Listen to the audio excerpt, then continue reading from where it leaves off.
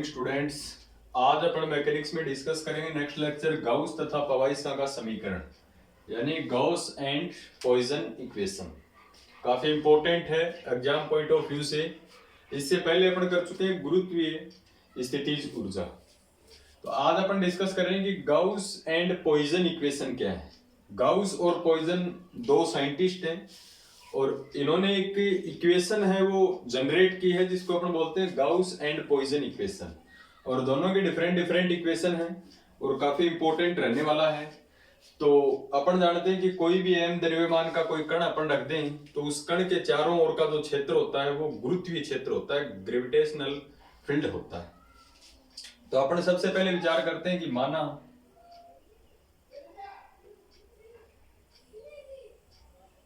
m द्रव्यमान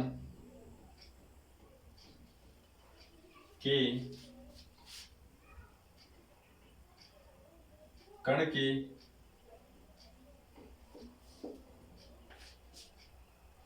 चारों ओर का क्षेत्र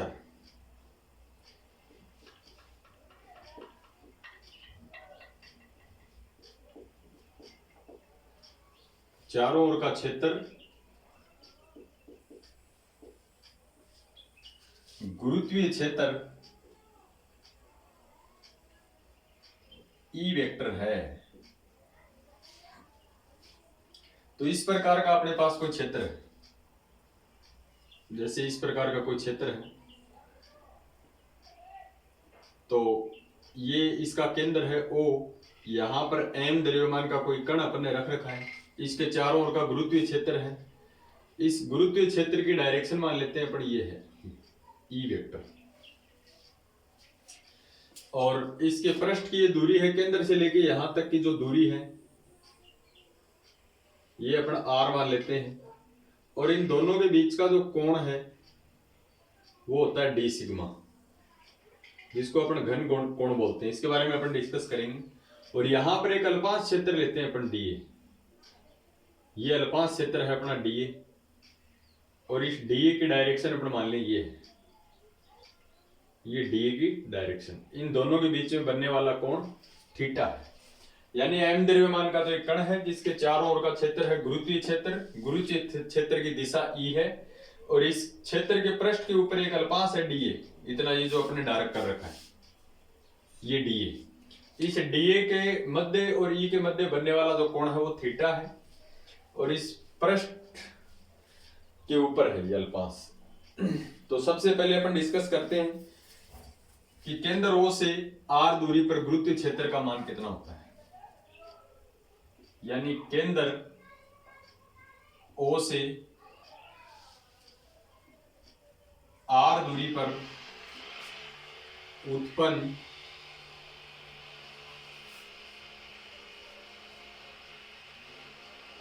गुरुत्वीय क्षेत्र E बराबर कितना होता है -gm/r²। ये अपन गुरुत्वीय क्षेत्र का फॉर्मूला जानते हैं। E बराबर होता है -gm/r²। एक होता है फ्लक्स। फ्लक्स क्या होता है, गुरुत्वीय क्षेत्र और अल्पांश क्षेत्र का अदिश गुणनफल। जैसे विद्युत फ्लक्स की बात करें तो वो होता है E.dA। तो वैसे ही फ्लक्स क्या होगा, इस पृष्ठ से अतः इस पृष्ठ dA से निर्गत फ्लक्स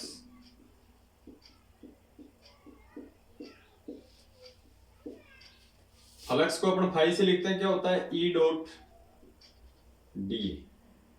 और E.dA को अपन खोलें तो E.dA cos theta, dot product हट जाएगा, cos थीटा लग जाएगा। ये तो है इस अल्पांश dA से निर्गत फ्लक्स। कुल फ्लक्स निकाले तो आपको समाकलन करना पड़ेगा इसका। E का अपन यहां से वैल्यू पुट कर देते हैं तो E.dA बराबर बिल्कुल इजी है। देखो E.dA बराबर E का मान है -gm/r² into dA cos theta और यहां पर ये जो वैल्यू है dA cos theta upon r², यानी dA और cos theta upon R square बराबर होता है डी सिग्मा, और इसको अपन बोलते हैं घन कोण, सॉलिड एंगल। इसको क्या बोलते हैं अपन? Solid angle. ये 12th में अपने पढ़ा भी है, D A cos theta upon R square घन कोण कहलाता है, जिसे डी सिग्मा से लिखते हैं। तो then this implies E dot D A बराबर माइनस जी एम, और इसको क्या लिखते हैं? D sigma. ये आ गया अपने पास है फ्लक्स। ये तो फ्लक्स आया इस बंद पृष्ठ से, यानी डीए से निर्गत फ्लक्स। अपने कुल फ्लक्स निकालें, इस पूरे पृष्ठ से गुजरने वाला फ्लक्स निकालें, तो बोथ साइड इसका क्या करना पड़ेगा? अपने को इंटीग्रेशन करना पड़ेगा।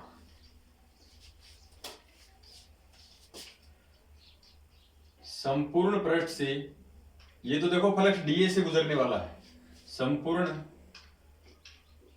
पृष्ठ से निर्गत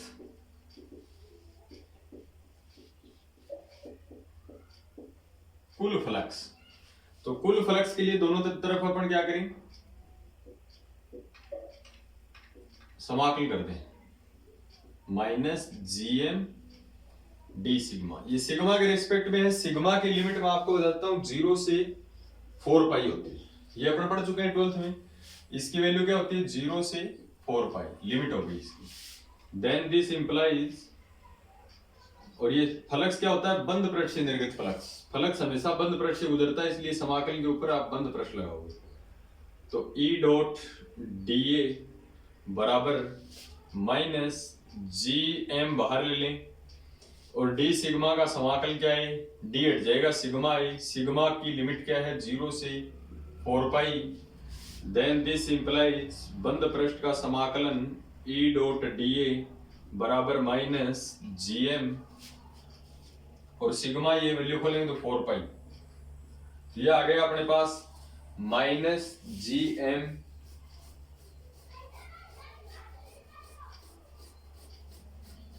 फोर पाई। और देखो इसको क्या लिखते हैं अपन? अपन जानते हैं कि घनत्व जो होता है, घनत्व बराबर क्या होता है? द्रव्यमान बटा आयतन। यहां पर घनत्व को मैं रो से लिख देता हूं, द्रव्यमान को एम से लिखें, और आयतन को अपन किससे लिख दें? वी से लिखें। तो रो बराबर होता है डीएम बाई डीवी, यानी अल्पांश आयतन में उपस्थित द्रव्यमान की मात्रा घनत्व कहलाती है। रो बराबर होता है डीएम अपॉन डीवी। तो यहां से डीएम बराबर क्या आएगा? रो डीवी, और अपने को एम चाहिए, तो अपने इसका दोनों तरफ क्या करेंगे? समाकलन। डीएम का समाकलन क्या हो जाएगा? एम। एम बराबर क्या आएगा? समाकलन रो डीवी। तो एम बराबर अपन रख सकते हैं समाकलन रो डीवी।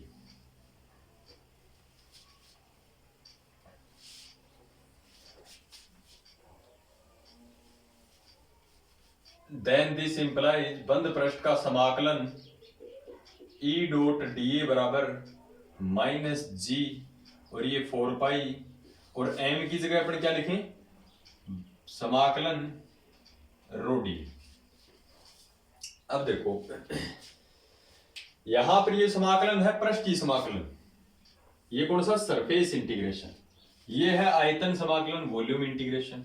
समाकलन अपन पढ़ते हैं 3 प्रकार के, रेखीय समाकलन, पृष्ठीय समाकलन और आयतन समाकलन।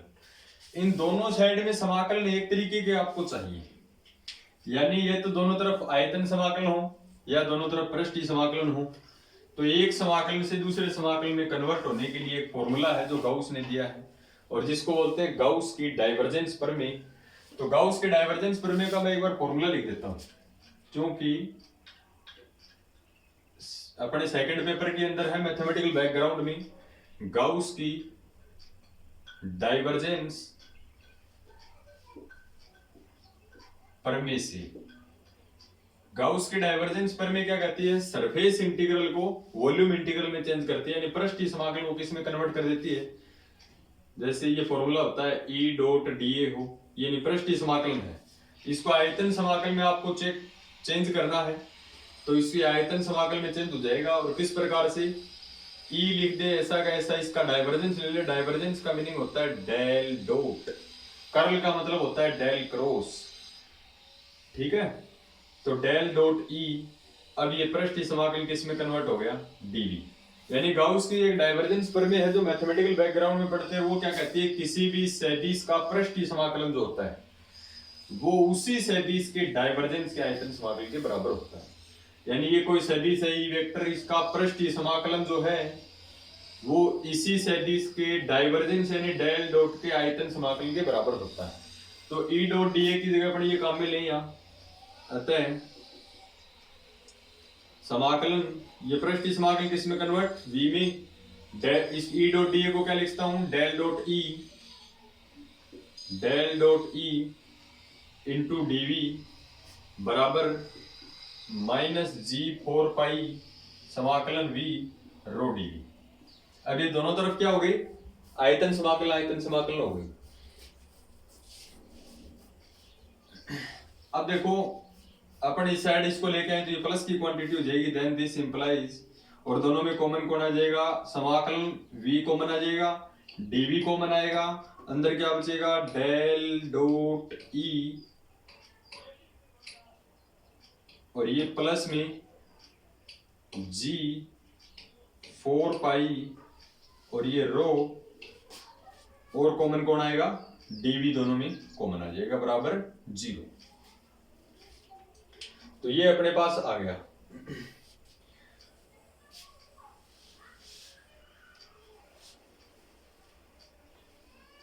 अब देखो इसकी इक्वल 0 है, तो डेल डॉट ई प्लस 0 यानी समाकलन डीवी बराबर 0 लिख दें अपन, या फिर इसको क्या लिखते हैं, del dot E plus G 4 pi rho equals to 0 लिख सकते हैं, क्योंकि इसमें या तो समाकलन dv बराबर 0 है या ये क्वांटिटी 0 है, क्योंकि दोनों में से एक को 0 होना पड़ेगा तभी 0 इक्वल हो सकता है। तो अपन ने यहां से डेल डॉट ई और प्लस में g 4 pi rho equals to 0 कह दिया, क्योंकि समाकलन dv इस पृष्ठ का आयतन समाकलन तो 0 हो नहीं सकता, तो कौन 0 होगा, ये क्वांटिटी 0 होगी, ये क्वांटिटी 0 होगी। इसको क्या लिखते हैं, डेल डॉट ई बराबर, ये प्लस का इस साइड में जाएगा, फिर माइनस का g 4 पाई रो, और डेल की वैल्यू अपन जानते हैं, चूंकि डेल बराबर कितना होता है भाई, I cap del by del X plus J cap del by del Y plus K cap del by del Z, ये होती है डेल की वैल्यू। तो डेल की वैल्यू अपन यहां पुट करें, सो डेल की value I cap del by del X plus J cap del by del Y plus K cap del by del Z, और डॉट ई बराबर -4 पाई, और ये जी और रो 4 पाई 0। ई इक्वल्स टू अपन क्या लिखते हैं 3D में, E X I cap plus E Y J cap plus E Z K cap, then this implies I cap del by del X plus J cap del by del Y plus K cap del by del Z, dot E का मान कितना ये रखे अपन 3D में, E X I cap plus E Y J cap plus E Z K cap equals to -4 pi 0, then this implies I cap का I cap के साथ डॉट प्रोडक्ट करें तो del by del X into E X plus del by del Y E Y plus del by del Z E Z, और बराबर -4 pi 0। ये जो समीकरण है ये कहलाती है गाउस की समीकरण, यह समीकरण गाउस समीकरण कहलाती है, गॉस इक्वेशंस। ये जो समीकरण है ये तो कहलाती है गाउस की समीकरण।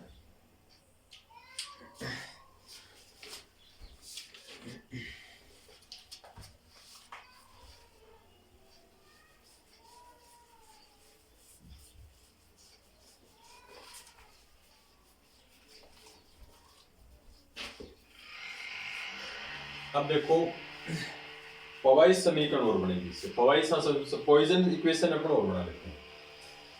ये समीकरण तो है गाउस की समीकरण, ध्यान रखना, del EX upon del X plus del EY upon del Y plus del EZ upon del Z बराबर -4π0। यह समीकरण गाउस समीकरण कहलाती है। अपने सिलेबस में बी पार्ट के अंदर सबसे इंपॉर्टेंट क्वेश्चन है, 100% आने की संभावना है। वी नो दैट, एक देखो अपन ने गुरुत्वीय विभव और गुरुत्वीय क्षेत्र की तीव्रता में संबंध किया था। गुरुत्वीय क्षेत्र की तीव्रता विभव की ऋणात्मक प्रवणता के बराबर होती है, यानी E जो होता है वो विभव की ऋणात्मक प्रवणता के बराबर होता है। यहाँ फाई क्या है, विभव है। वैसे अपन विभव को V से लिखते हैं, लेकिन एक बार मैं यहाँ फाई से लिख देता हूँ, क्योंकि V से अपन एक पोटेंशियल एनर्जी लिखेंगे, स्थितिज ऊर्जा आगे।